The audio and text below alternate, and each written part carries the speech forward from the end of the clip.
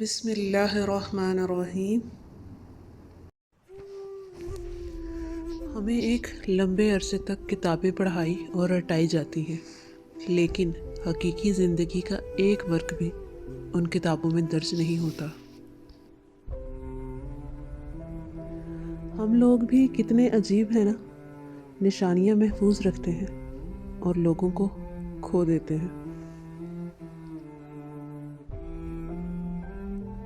کچھ درد ایسے ہوتے ہیں جنہیں ہم صرف سہ سکتے ہیں مگر کسی سے کہہ نہیں سکتے۔ قدر کرنا سیکھ لو، کیونکہ نہ تو زندگی ہی واپس آتی ہے اور نہ ہی زندگی میں آئے ہوئے لوگ۔ مولانا جلال الدین رومی کہتے ہیں کہ دوستی کی کشتی میں پہلا سوراخ شک کا ہوتا ہے، اس لیے اپنے رشتے کو مضبوط رکھیں۔ بعض اوقات دعائیں اللہ کے فیصلے کو نہیں بدلتی، مگر آپ کا دل ضرور بدل دیتی ہیں اور اللہ کے فیصلے کے مطابق کر کے آپ کے دل کو پرسکون کر دیتی ہیں۔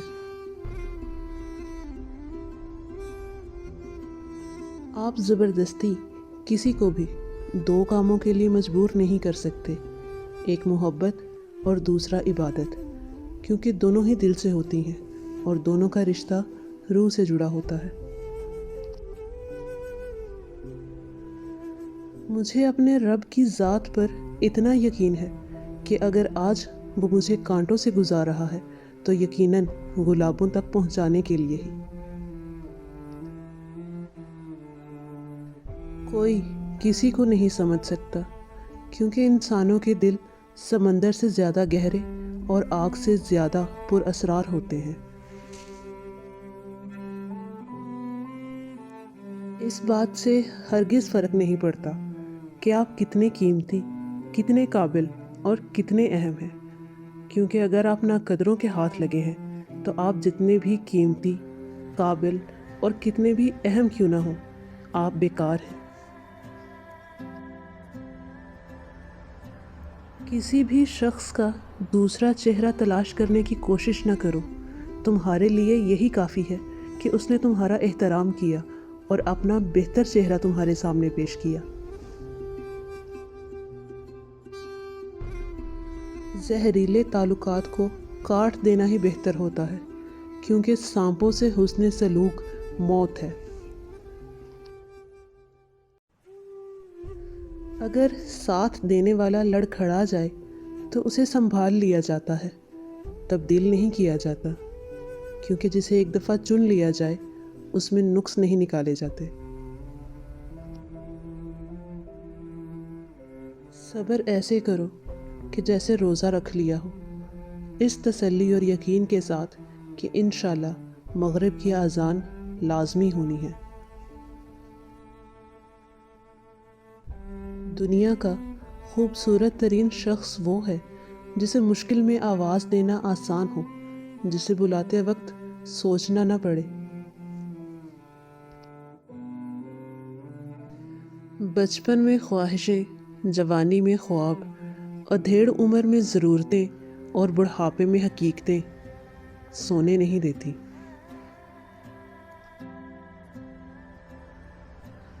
بدلتی ہوئی چیزیں اچھی ہوتی ہیں، مگر یقین کیجئے بدلتے ہوئے اپنے بہت تکلیف دیتے ہیں۔ خود کو سب سے بہتر سمجھ لینا یہ ایک ایسی بیماری ہے جو انسان کو کسی قابل نہیں چھوڑتی۔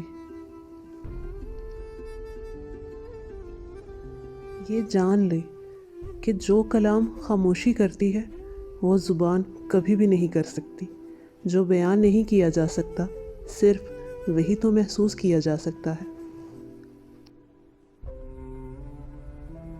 ابراہیم کو آگ اور یونس کو مچھلی کے پیٹ میں محفوظ رکھا تھا اللہ نے۔ ہاں، تم ابراہیم، موسیٰ اور یونس تو نہیں ہو، مگر تمہارا رب وہی ہے جو ان کا ہے۔ ہماری زندگی میں بے چینی کی ایک بڑی وجہ یہ بھی ہے کہ ہم جہاں ہیں وہاں ہونا ہی نہیں سیکھا، سارا دن یا تو ماضی میں ہوتے ہیں یا مستقبل میں، اگر کہیں نہیں ہوتے تو بس اپنے حال میں ہی نہیں ہوتے، اسی وجہ سے بے چین اور ہر وقت پریشان رہتے ہیں۔ ہماری زندگی میں آنے والا اندھیرا غار کا نہیں بلکہ سرنگ کا ہوتا ہے، جس کے اگلے سرے پر روشنی ہوتی ہے۔ مسلسل محنت اور کوشش سے حالات بدل سکتے ہیں، اور مایوسی تو ویسے ہی کفر ہے۔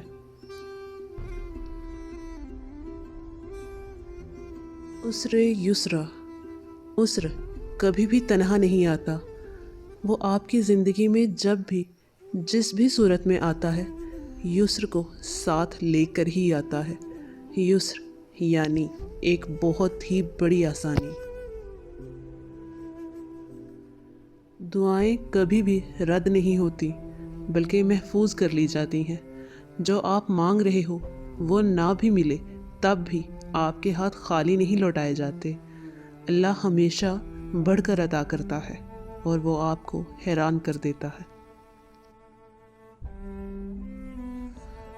اداسی مارتی نہیں، خالی کرنا شروع کر دیتی ہے، اور پھر اس خلا کو پر کرنے کے لیے ڈپریشن آتا ہے، اور اس کی خوراک ہماری سانسیں ہوتی ہیں، جنہیں لے کر ہی وہ ہمیں ابدی سکون دیتا ہے۔ اپنی زندگی کی ذمہ داری خود قبول کیجیے۔ یہ بات اچھی طرح سے جان لیجیے کہ آپ کے علاوہ اور کوئی نہیں جو آپ کو اس مقام تک لے جائے جو آپ چاہتے ہیں۔ کتنی عجیب بات ہے نا کہ لوگ دیواروں کے کان سے تو ڈرتے ہیں مگر فرشتوں کے قلم سے نہیں۔